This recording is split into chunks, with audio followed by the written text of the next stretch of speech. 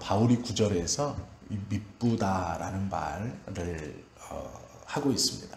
이 말은 감탄사입니다. 한번 나누었지만 미쁘다라는 뜻은 하나님께서 천지를 창조하시고 난 후에 그 창조물들을 보시고 마음에 흡족하게 꽉 차서 들었을 때 미쁘다 이렇게 감탄하신 보기에 심히 좋았더라 라는 말씀과 같은 것입니다. 하나님께서 창조물을 보시고 당신의 마음에 완전히 쏙 들었을 때 하셨던 그 감탄사, 내 마음에 완전히 들어찼다, 즉 부족함이 없다, 이렇게 감탄하셨던 그 감탄사를 어떠한 말 앞에 붙이고 있습니다. 그러면 그 뒤에 따라오는 말은 굉장히 복이 된다, 그리고 부족함이 없는 말이다, 이런 뜻이거든요. 무엇을 그렇게 말하고 있냐면 미쁘다라는 것 뒤에 경건의 유익이 그렇게 아름다운 것이다 라고 감탄하고 있는 겁니다. 경건의 유익은 금생과 내생에 유익한 것이고, 또 그것은 모두 하나님의 말씀과 기도로 거룩하게 되기 때문이다. 이것이 얼마나 복된 것인지 천지를 창조하신 하나님께서 그것을 보시고 감탄하셨던 그 감탄사를 연발하는 은혜로운 말이다 라는 뜻이죠. 미쁘다라는 것은 놀랍고 귀한 이 하나님의 복을 접했을 때 자연스럽게 터져 나오는 그러한 감탄사라고 생각하시면 됩니다. 경건 생활에 수고하고 전력해라 이렇게 말하거든요. 수고한다는 것은 고생을 달게 받는다 이런 뜻이에요. 즉 수고는 고생을 달게 받는다. 쉽지 않은 일이에요. 경건 생활은. 그것은 때로는 힘듦을 우리에게 같이 오게 하는 것이죠. 그거를 고생을 수고하다라는 건 고생을 달게 받다. 경건을 위해서 평안한 것이 아니라 번거롭고 수고롭다. 전력하다라는 말은 정성을 모두 기울인다 이런 뜻이에요. 힘을 다 쏟는다 이런 뜻도 있지만 정성을 기울인다. 즉 조심스럽고 절차에 맞게 어긋남 없이 최선을 다해서 행하는 것을 전력이라고 합니다. 그래서 경건 생활을 이루는 것은 금생과 내생의 유익이고 우리에게 너무나 복된 말이며, 그것은 하나님의 말씀과 기도로만 이루어지는 것인데, 그 경건 생활은 수고로운 것이고 전력해야 하는 것입니다. 즉 조심스럽게 절차에 맞춰서 최선을 다해야 하는 것이며 고생을 달게 받는 것이에요. 우리에게 유익된 하나님의 말씀을 순종하며 지키고 또 그것을 이루어가는 일이 그렇게 쉬운 것은 아닙니다. 이렇게 권면하고 있는 것이죠. 그러면서 이 귀하고 복된 일에 어떻게 정성을 쏟는가, 무엇을 하는 것이 구체적으로 실천하는 것인가에 대해서 말씀하고 있거든요. 11절에 보시면 너는 이것들을 명하고 가르치라 이렇게 말해요. 이것들이라는 건 위에서 말씀해 주신 하나님의 말씀과 기도로 이루어내는 경건 생활이거든요. 그것은 수고하는 것이고 전력하는 것이지만 그 수고와 전력을 통해 금생과 내생의 유익을 얻는, 우리에게는 미쁘신 굉장히 중요한 하나님의 은혜의 도구입니다. 그것을 명령하고 가르쳐라 이렇게 말해요. 그러면서 12절에 붙어 있는 것이 내 연소함을 업신여기지 못하게 하라 이렇게 말하고 있거든요.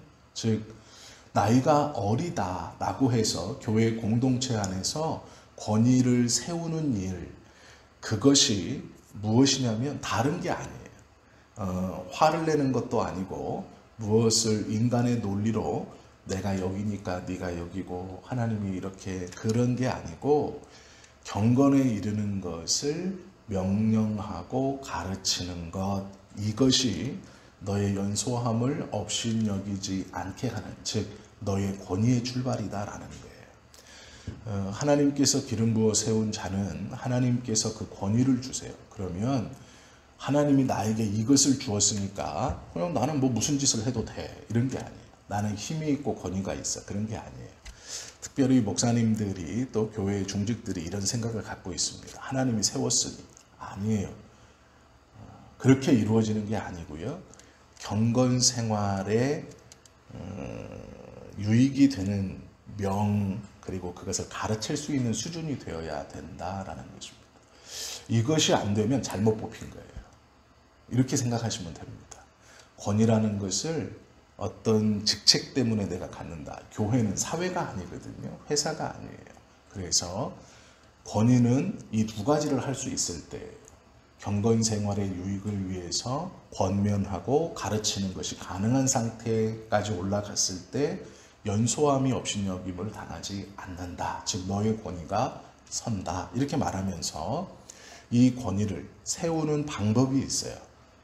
그것이 무엇이냐면 바울이 여기서 약 5가지로 우리에게 가르쳐 주고 있는 게요. 믿는 자에게 본이 되라는 말과 권하며 가르치라 라는 말을 하면서 본이 되는 것이 무엇인가에 대해서 먼저는 말합니다. 첫째는 본문에 보시면 말에 본이 되어야 한다라고 말해요. 즉 말에 무게가 있어서 말한 것을 잘 지키는 것뿐만 아니라 신뢰를 주어야 한다라는 거예요. 이게 무슨 말이냐면 말의 본이 되는 것은 하나님의 말씀을 바르게 해석할 수 있어야 된다라는 것이고 바르게 잘 가르칠 수 있어야 한다라는 거예요. 그러므로 이 하나님의 권위를 세우는 자는 자신의 말에 하나님의 말씀을 입에 두어서 그 말씀으로 가르치고 권하는 것이 중요하다. 이렇게 말하는 거거든요. 두 번째는 행실에 있어서 본이 되어야 한다라고 말하고 있습니다. 즉 행동하는 것이 먼저 하나님의 말씀과 기도로 경건에 이르는 본이 되어야 된다라는 거예요. 이것이 예의를 차리고 매너가 있고 물론 그것도 포함이 됩니다. 행실의 본이 되어야 한다라는 것은 세상에서도 그렇지만 교회 안에서 믿음의 공동체 안에서는 하나님의 말씀 그리고 기도하는 일에 본을 보여서 따라오게 해야 한다라는 것이 이게 행실의 본입니다. 다른 것이 아니에요. 매너가 좋고 말을 부드럽게 하고 이런 것이 아닙니다. 그래서 그 본을 보여야 한다라고 말하는 것이고요. 또 세 번째가 사랑의 본이 되어야 한다라는 거예요. 사랑의 본이 된다라는 말은 앞에서 바울이 얘기했었던 여러 감독과 집사의 여러 행동들 속에서 몇 가지를 유추해 볼 수 있어요. 사랑의 본을 보인다는 게 뭐냐?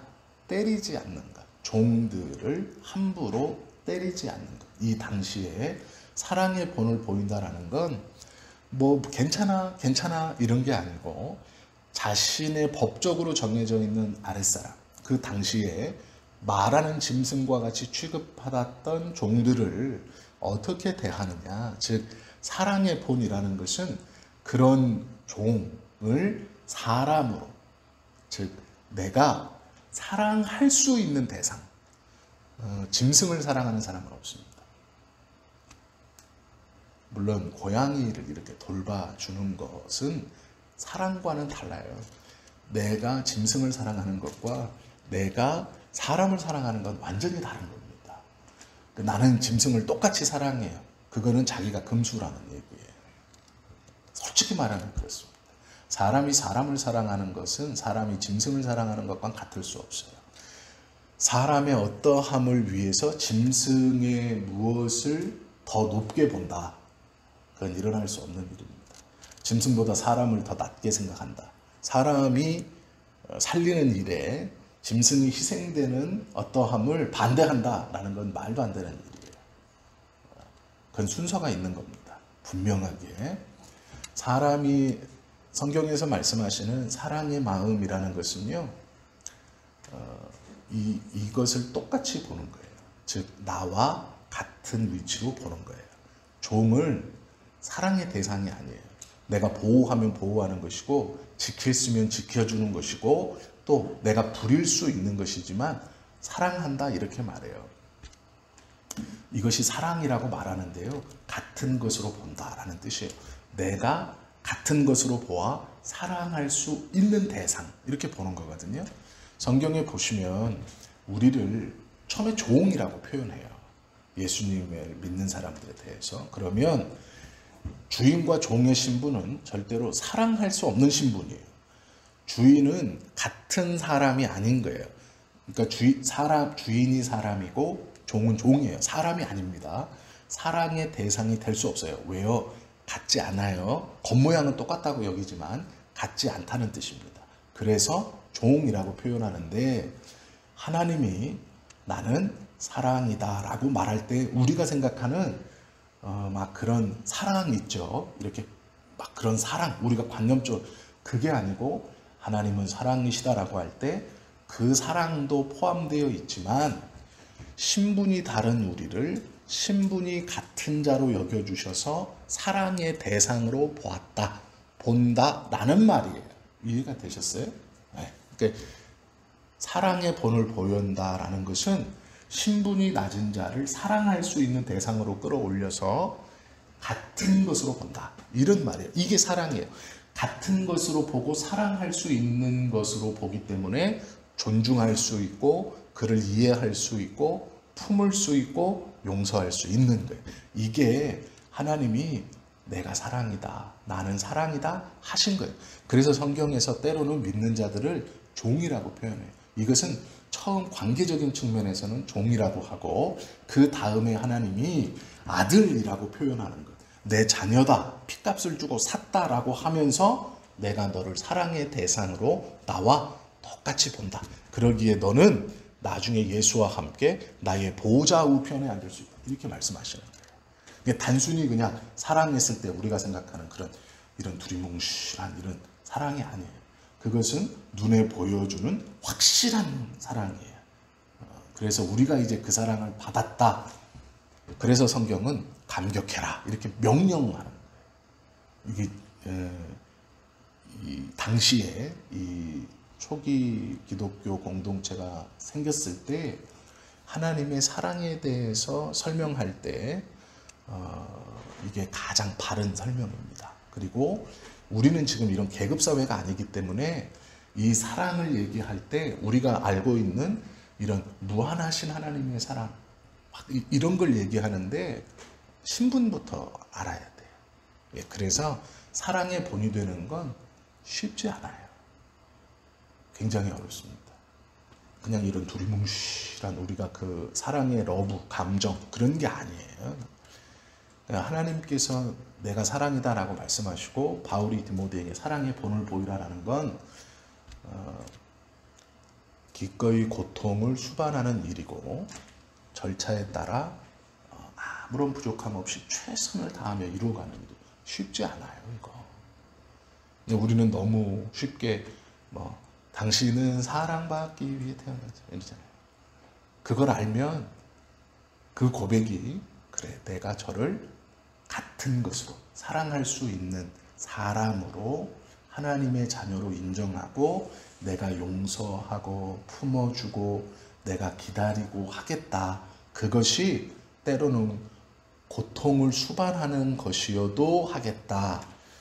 절차를 잘 지켜서 꽉 차게 그것들을 하겠다라는 이 수고와 전력이 필요한 일입니다. 쉽지 않다. 근데 바울이 그 본을 보여야 된다, 이렇게 말해요. 디모데에게 이 사랑의 본을 보이라라고 할 때 디모데는 굉장히 어려웠을 거예요. 왜 그러냐면 교회 공동체 내에서 이미 젊은 목회자였던 디모데, 이 믿음의 사람을 무시하는 사람들이 있었을 겁니다. 유대계 그리스도인들이 대부분인 이 교회 공동체에서 디모데는 아버지가 없었어요. 이 부모가 없다는 것은 이 당시에 유대인들에게 있어서 굉장히 큰 수치입니다. 그리고 조금 더 나가면 하나님의 저주예요. 육신의 부모, 즉 부가 일찍 죽었다는 것은. 바울은 디모데는 그 약점을 가지고 지금 에베소 교회를 섬기고 있어요. 그러면 그 안에서 그러한 사람들, 수군수군 되는 사람들이 있는 것이죠. 바울이 그걸 모르지 않아요. 그래서 디모데에게 사랑의 본을 보여야 한다라고 말할 때 디모데는 그것을 받아들이기가, 물론 아멘으로 순종했을 거예요. 그러나 그것을 이렇게 품기가 쉽지 않다라는 거예요. 그리고 이제 믿음의 본이 되어야 한다. 이 말은 사랑의 본을 보이려면 내가 나를 신뢰해서는 할 수 없고 내가 하나님을 신뢰하는 믿음을 가질 때 이 사랑의 본을 보일 수 있는 거예요. 즉 믿음 없이는 온전한 사랑을 할 수 없어요. 내가 하나님을 믿는 믿음이 없이는 하나님이 보여주신 사랑을 내가 표현할 수 없고 그걸 행할 수 없다라는 말이에요. 즉 너는 사랑의 본을 보여야 되는데 또 믿음의 본을 보여야 된다. 이 두 가지는 같이 가는 거예요. 그리고 그 밑에 하나 더 붙은 게 뭐냐면 정절의 본이에요. 이것은 뭐냐면 배반하지 않는 거예요. 뭘 배반하지 않는 거예요? 하나님을 믿는 믿음을 배반하지 않는 것. 그것이 있어야 믿음이고 믿음이 있어야 사랑을 할 수 있다. 본을 보일 수 있다. 그리고 이 사랑을 가지고 있어야 행실과 말을 발휘할 수 있는 거예요. 왜요? 그 사랑 안에는 하나님을 믿는 믿음과 정절, 배반하지 않는 마음이 같이 있어 말과 행실의 본을 보이고 사랑의 본을 보일 수 있는 거예요. 그런 자는 믿음의 본을 보여야 되고 이 정절의 본을 보일 수 있는, 이게 다 연결된 5가지입니다. 이것이 경건이에요. 경건. 권위를 세울 수 있는 것이고 하나님의 말씀과 기도로 거룩하게 되어지는 것입니다. 그래서 이것을 네가 디모데가 보일 때, 지킬 때, 가질 때 너를 업신여기지 않는다. 하나님의 권위가 너를 통해 드러난다. 이런 것이 쉽지 않아요. 이것은 그냥 주어지는 게 아닙니다. 이것 없이 나는 뭐 목사니까 막 뽑아져가지고 막 목이 막 하늘 찌르려고 그러고 그거는 소용없는 일입니다. 그래서 목회자가 헛소리하면 참 불쌍해 보여요. 그 권위가 저렇게 막 옷을 하얗게 막 구두까지 하얗게 입고 신는다고 생기는 게 아니에요. 머리를 막 쫙 기름 발라서, 저는 기름 바르면 떡진 겁니다. 아시죠? 그렇다고 생기는 게 아니에요. 어떤 화를 낸다고 목소리가 막 하다고 생기는 게 아닙니다. 어떤 신비한 이야기를 한다고 생기는 게 아니에요. 권위는 그렇게 생기는 것이 아니다라는 거예요. 그것이 이 디모데에게, 아들과 같은 디모데에게 권면하고 싶은 바울의 말이에요. 그래서 우리가 하나님의 말씀을 배운다는 건요, 이 단어의 정확한 뜻을 이해할 수 있어야 된다는 얘기예요. 그때 하나님의 말씀이 이해가 되면 우리 안에 울림이 생깁니다. 그리고 그 울림이 단순히 내가 동 하는 게 아니라 그 울림이 말씀과 부딪힐 때 성령님이 그것을 사용하셔서 우리 삶을 변화시켜 주시는, 아, 사랑이 그것이구나 라고 하면 어떻게 봐야 되는지 이제 우리가 변화가 될 수밖에 없는 것이죠. 그래서 이것이 성령의 능력으로만 가능하다 이렇게 말씀하시는 거예요. 너의 힘으로는 안 된다 이렇게 말씀하시는 겁니다. 이제 우리가 새벽이니까요. 이거는 이제 이쯤 하고 넘어가겠습니다.